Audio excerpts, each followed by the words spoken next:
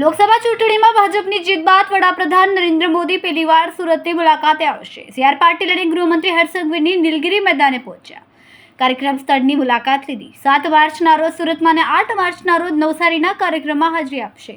સુરતના લિંબાયત નીલગિરી ગ્રાઉન્ડ ખાતે યોજાનાર કાર્યક્રમને લઈને વહીવટીતંત્રએ તડામાર તૈયારીઓ શરૂ કરી। નીલગિરી ગ્રાઉન્ડ ખાતે વૃદ્ધ સહાય પેન્શન યોજનાનો કાર્યક્રમ યોજવાનો છે। વૃદ્ધ સહાય, વિધવા સહાય અને દિવ્યાંગ સહાય યોજનાના લાભાર્થીઓને NFSAમાં સમાવેશ કરવાની યોજના ઘડવામાં આવી।